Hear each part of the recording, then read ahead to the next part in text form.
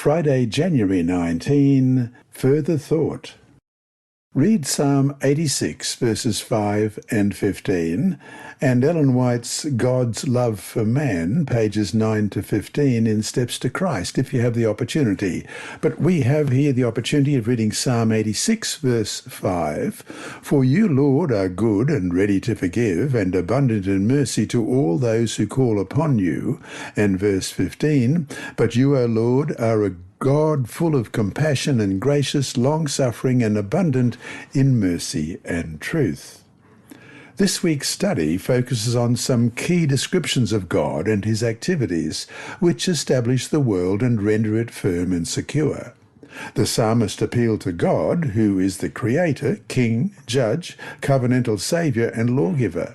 The roles in the world that God occupies are further reflected in God's various other names and titles, including Shepherd in Psalm 23, verse 1, the Lord is my shepherd, I shall not want, and in Psalm 80, verse 1, give ear, O shepherd of Israel, you who lead Joseph like a flock, you who dwell between the cherubim, shine forth.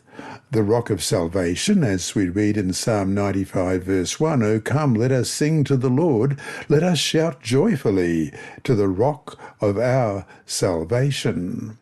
And Father in 68, verse 5, a father of the fatherless, a defender of widows, is God in his holy habitation.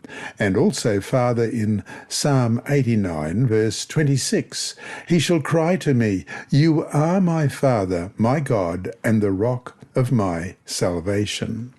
In the world, we can be secure and safe even amid the turmoil of the great controversy because God is sovereign and faithful in all he does and says.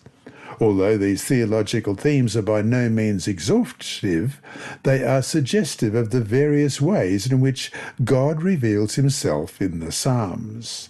As we continue to study the Psalms, it is important to remember to read the Psalms in the light of God's character of love and grace and his plan to save and restore the world. The more we study the divine character in the light of the cross, we read in Steps to Christ, page 15, the more we see mercy, tenderness and forgiveness blended with equity and justice, and the more clearly we discern innumerable evidences of a love that is infinite and a tender pity surpassing a mother's yearning sympathy for her wayward child. End of quote. In the Psalms, even when the people face God's judgment for their rebellion, they continue to call upon God because they know that God's anger is only for a time, but his mercy is everlasting. We read in Psalm 103 and verse 8. The Lord is merciful and gracious, slow to anger, and abounding in mercy. And that brings us to our 4 discussion questions for this week.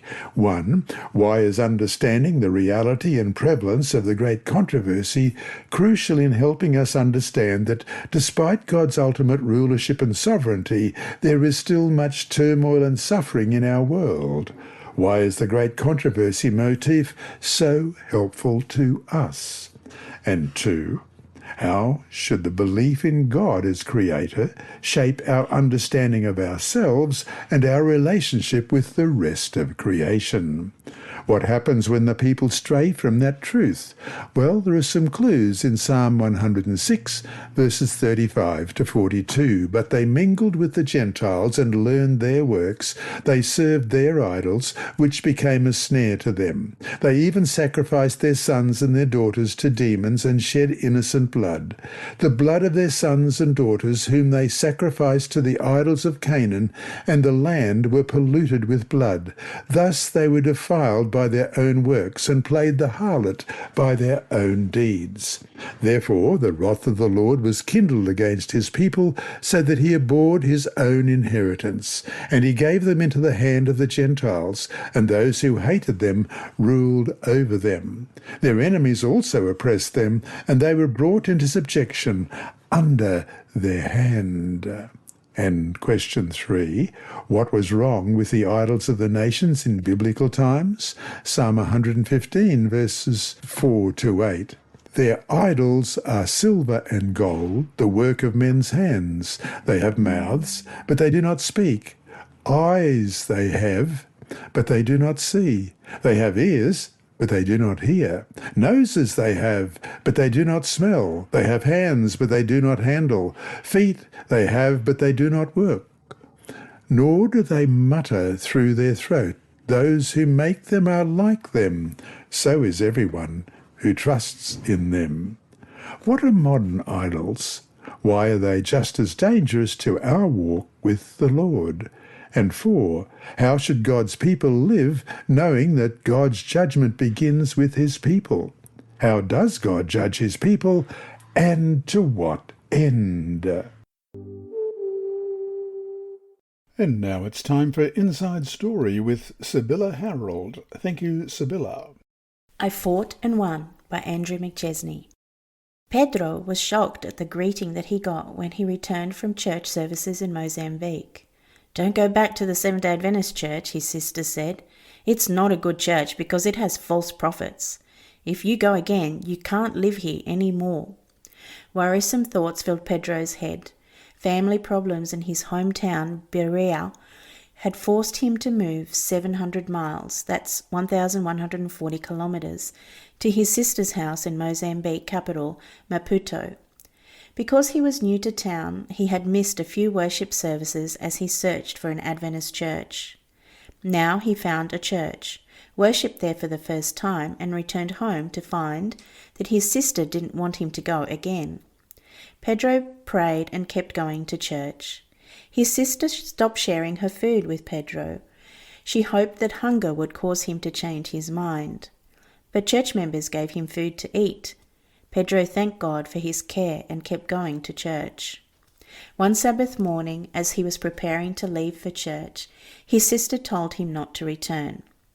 "Are you still refusing to listen and insisting on going to your church?" she asked. "You don't want to live here anymore because you don't want to comply with the house rules." Pedro was sad but not discouraged.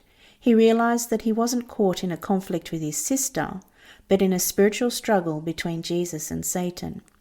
He remembered Paul's words in Ephesians 6:12, "For we do not wrestle against flesh and blood, but against principalities, against powers, against the rulers of the darkness of this age, against spiritual hosts of wickedness in the heavenly places," as quoted in the New King James Version. He went to church and asked the pastor and church members to pray for him. When he returned home later that day, he was kicked out. A friend allowed Pedro to stay with him for 2 nights. Then a church member gave Pedro a job as the caretaker of his house in exchange for room and board. Today, Pedro still works as a house caretaker. He is free to worship God every Sabbath, and he believes that God is working on his sister's heart. Their friendship has been restored, and she no longer insists that he stop going to church on Sabbath.